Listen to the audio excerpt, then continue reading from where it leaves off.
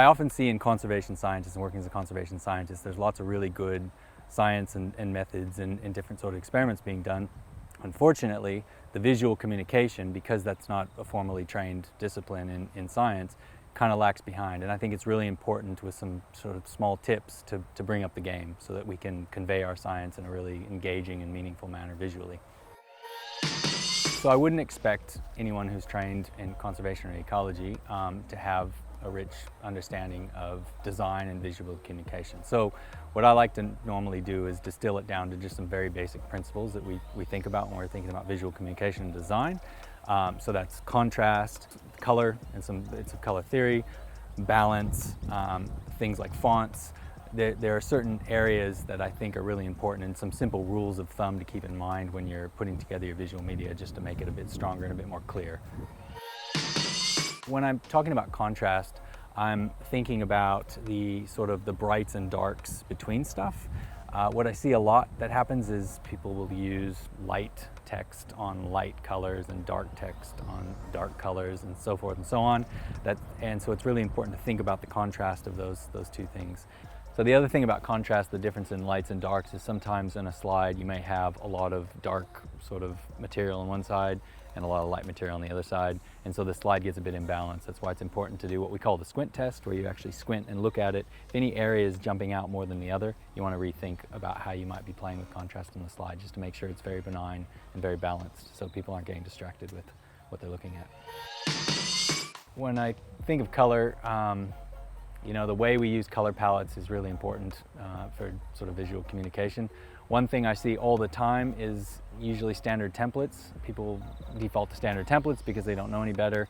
Although standard templates have gotten better over the years, they still use just a very horrible color palette, usually very bright. When we think of like that intensity of color, we call that chroma. You want to soften the chroma as much as you can just to make you know, the visual communication a little bit easier on the eyes. So I usually like to think of analogs in pastel versions of a color as opposed to just the standard stuff that you might get from Microsoft or something like that. When we talk about balance, we're talking about the overall balance of a composition. So that might have to do with things like the alignment of stuff, how the different elements relate to each other. It's really important to have consistency through that. So if you're using some sort of shape or visual cue, like for example a map enlargement or an inset or something like that, if you're using a rectangle, then the enlarged area should also have a rectangle just to have that visual sort of cue there.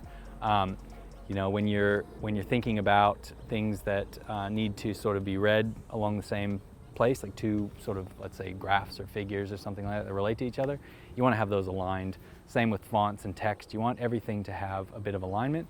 The other thing that's really important, I find, is just having a bit of space and not trying to get too much stuff into a slide or a composition.